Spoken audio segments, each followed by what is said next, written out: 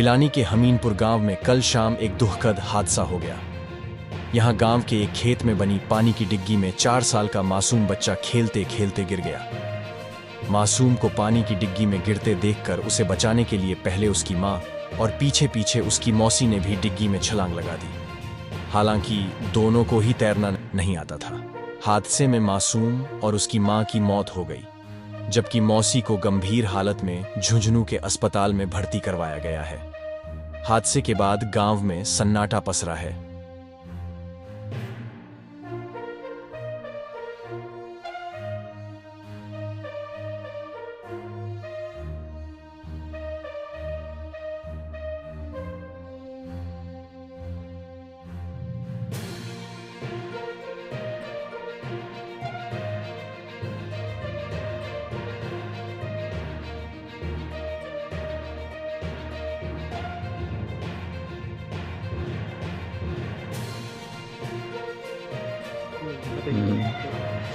हमें तो ये सूचना मिली तो हम भी आए, और जब यहाँ आके देखा तो ये बच्चा और बच्ची की मम्मी आई है, तो इनकी तो डेथ हो चुकी थी। और छोटे वाली बच्ची को झुंझुनू रेफर कर दिया, वहाँ लेके चले गए थे। अब सुबह यहाँ आए। प्रेम देवी के आप क्या लगते हैं?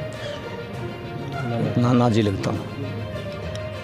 बताइए क्या कुछ घटनाक्रम है उसके बारे में पूरा डिटेल से। कल शाम 4:30 बजे के लगभग गांव अमीनपुर में सुरेश साईं पवार की पुत्र वधू अपने जो पानी की डिग्गी बना रखी है उसके पास में वो घास काट रही थी और उसके पास में बच्चा खेल रहा था।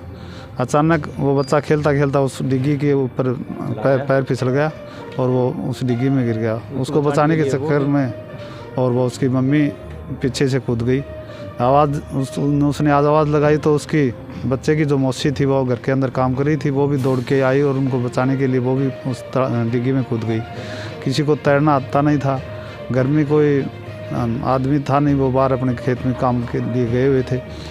अचानक आसपास के लोगों को आवाज़ लगाई तो वो दौड़ के आए, उन्होंने रस्सा डाला और एक गांव का ही कोई नेवी में काम कर रहा था, वो दौड़ के आया और उसने उनको रस्सा डाल के बाहर निकाला। उस समय 15-20 मिनट निकल गई थी, तो बाद में निकालने के बाद में जब उनको बिरला हॉस्पिटल में लेके आए तो वहाँ पर डॉक्टर ने जांच की तो उसमें जो बच्चा था और उसकी मम्मी दोनों को मृत घोषित कर दिया, और उसकी जो बच्चे की मौसी थी वो जयपुर नहीं झुंझुनू के लिए रेफर कर दिया गया। उसकी हालत ठीक है और अभी ट्रीटमेंट चल रहा है, उनका तो इलाज चल रहा है, वो अपनी सही स्थिति में है। गांव में जो है वो एक शोक का माहौल बना हुआ है पूरे गांव में, और गांव के यहाँ 100-200 आदमी इकट्ठे हैं। आपका नाम? मेरा नाम सुभाष, पूर्व सरपंच अमीनपुर।